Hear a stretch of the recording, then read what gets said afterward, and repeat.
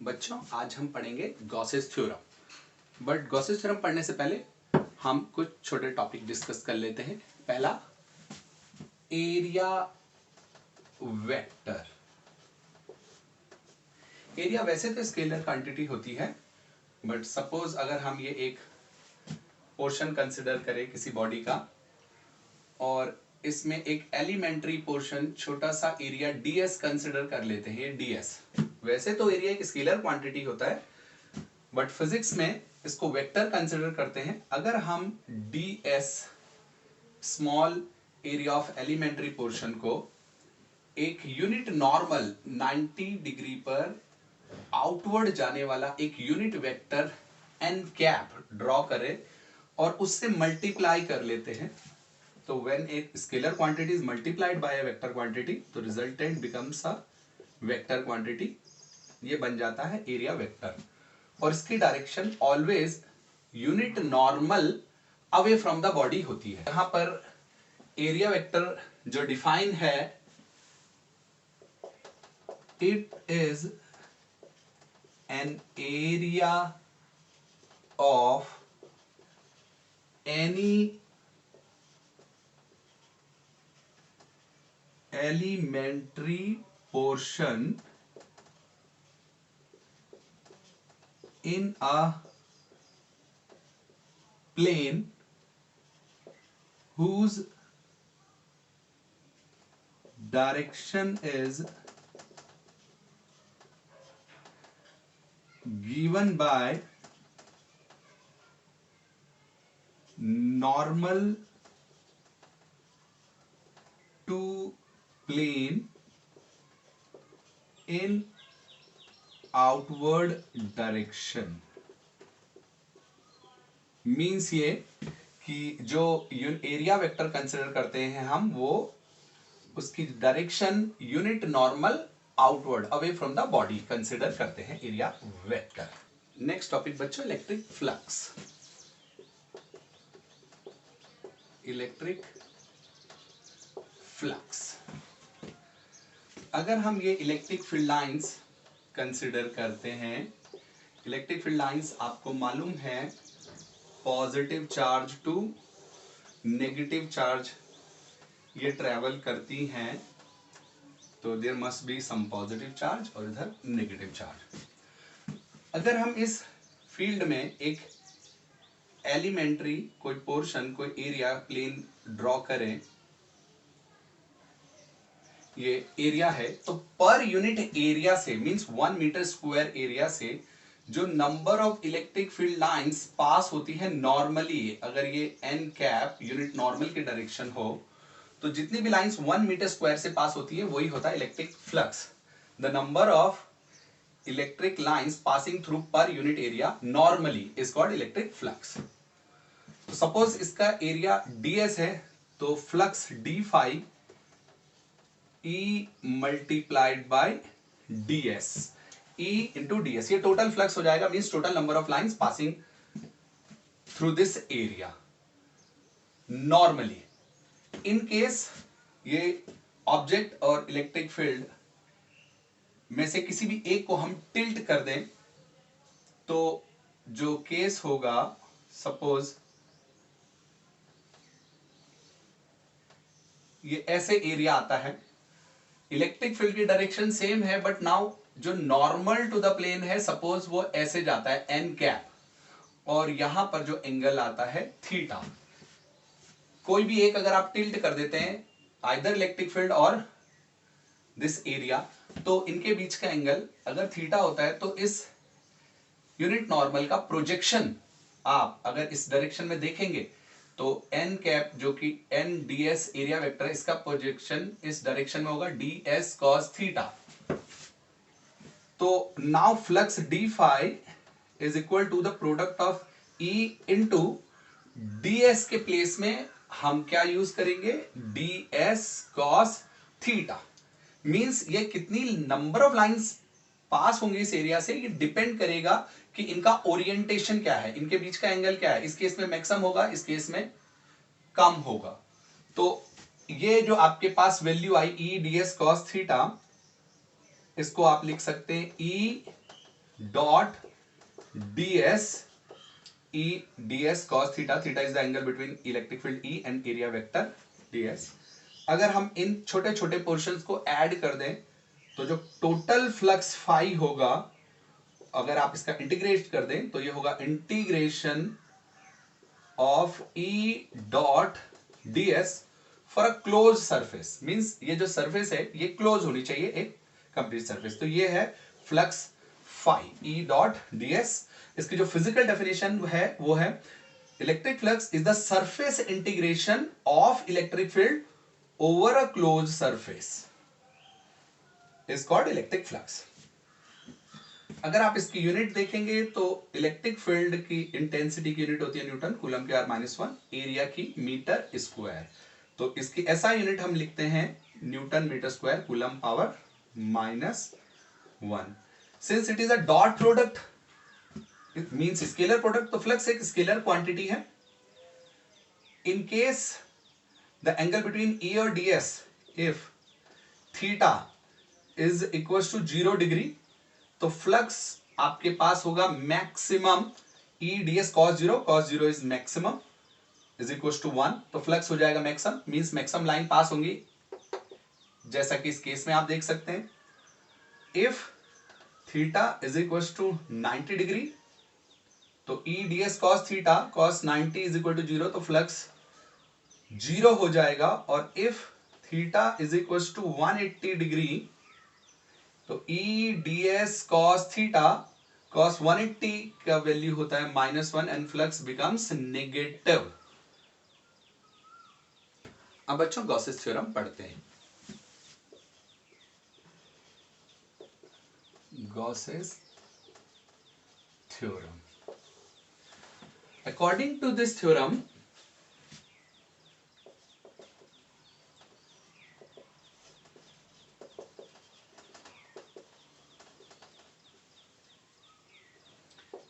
the total flux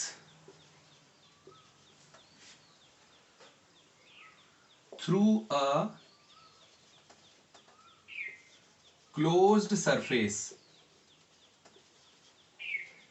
is 1 upon epsilon naught times the charge enclosed by the closed surface।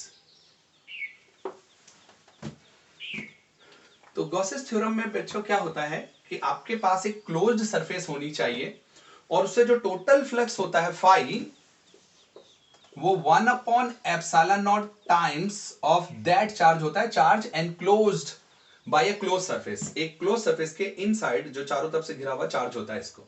अब हम इसको proof करने के लिए हम कंसिडर करते हैं एक point charge.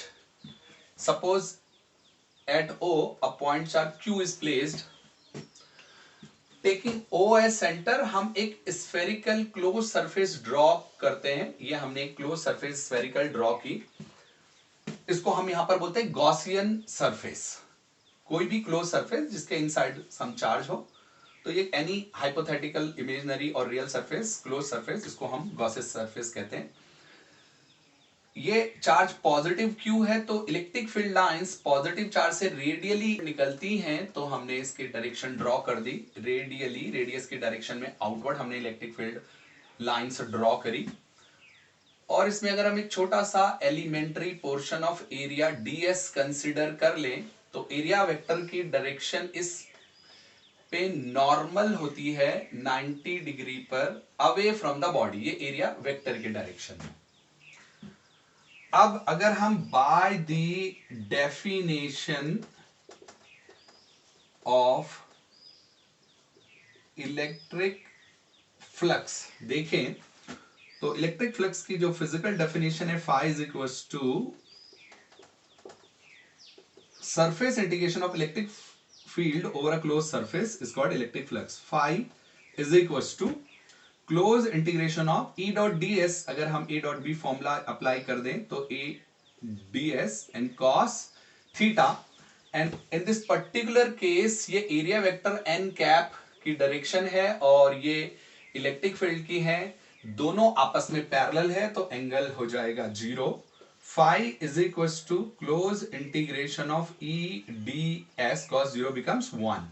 Phi is equal to E entire surface पे, यहां से जो इस सरफेस की जो रेडियस है आर है, क्योंकि वो ईच एंड एवरी पॉइंट जो है इस सेंटर ओ से इक्वल डिस्टेंसेस पे हैं, तो electric field over the entire surface constant होगी due to this charge, point charge.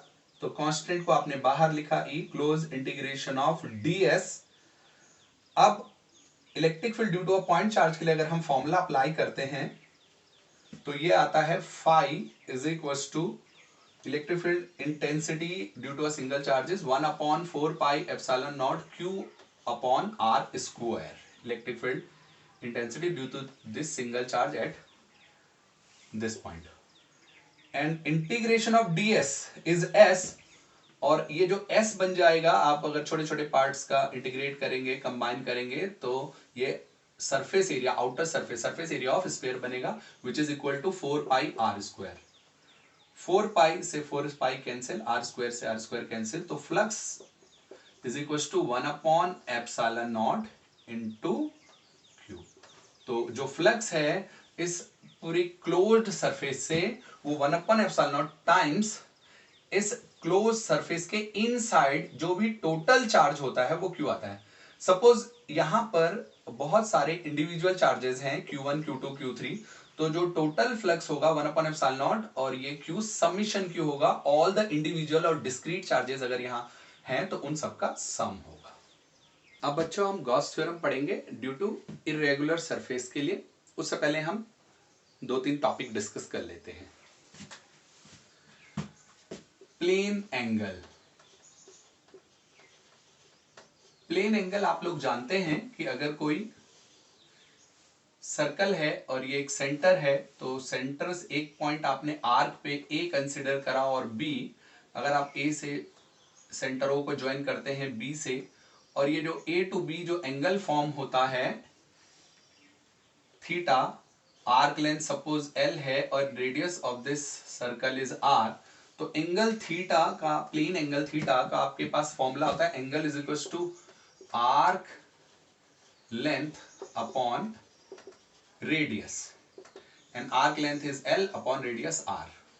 अगर आप इस पूरे कंप्लीट सर्कल के लिए देखेंगे तो ये आर्क की लेंथ जो है ये बन जाएगा सरकमफेरेंस के equal 2 pi R upon R. तो हियर थीटा ये कैंसिल होके तो theta is equal to 2 pi. तो प्लेन एंगल एक कंप्लीट साइकिल के लिए 2 पाई रेडियन होता है। इसी तरह से हम दूसरा टॉपिक देखेंगे, solid angle. Solid angle, solid angle एक 3D एंगल है, प्लेन एंगल 2D में रहता है। तो अगर हम कंसिडर करें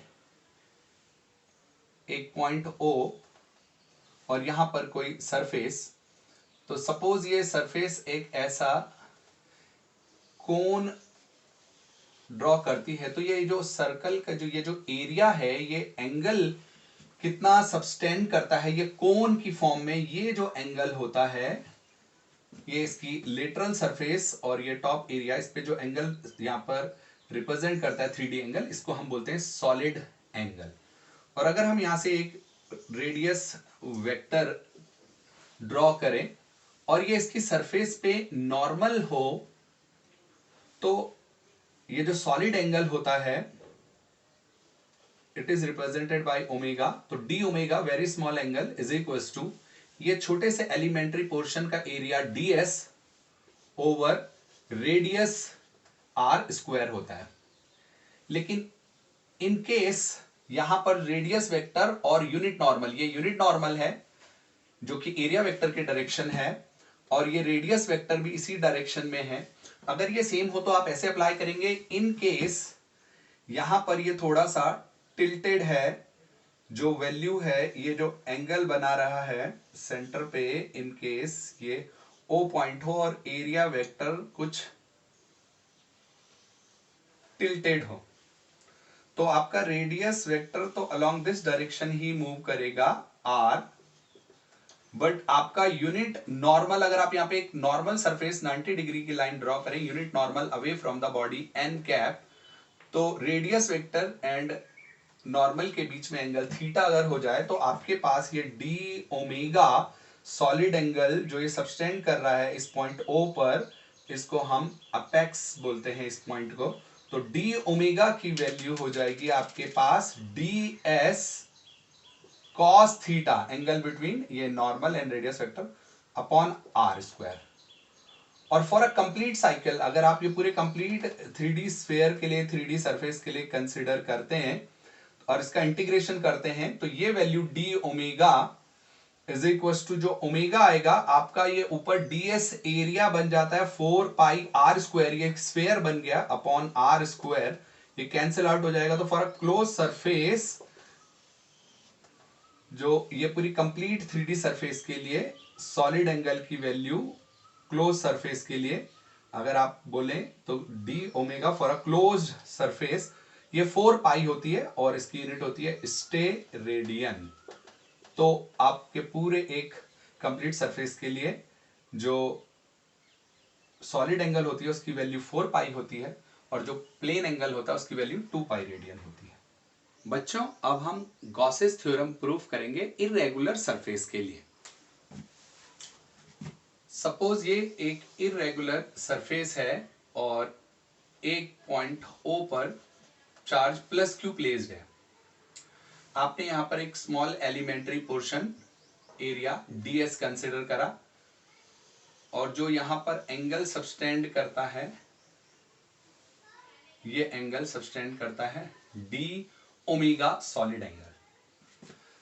अगर आप इलेक्ट्रिक फील्ड लाइंस देखें तो पॉजिटिव चार्ज से रेडियली आउटवर्ड जाती हैं। ये हो गया आपके पास इलेक्ट्रिक फील्ड E की डायरेक्शन, और जो एरिया वेक्टर होता है वो सरफेस पे normal N cap, unit normal surface से 90 बनाता हुआ जाता है।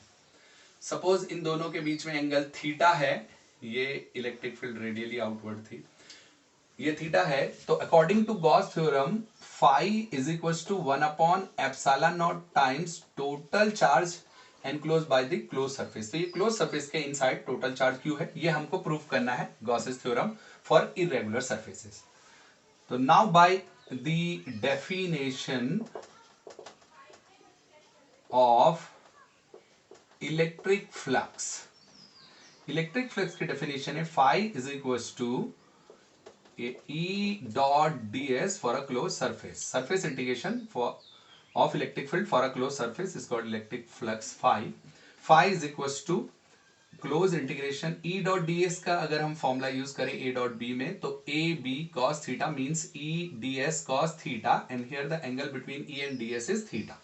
ये flux phi is equals to close integration of E electric field due to this single charge is 1 upon 4 pi epsilon naught q by r square and ds cos theta. Phi is equals to ये constant 1 upon 4 pi epsilon naught और q integration से बाहर आ जाएगा ds cos theta over r square.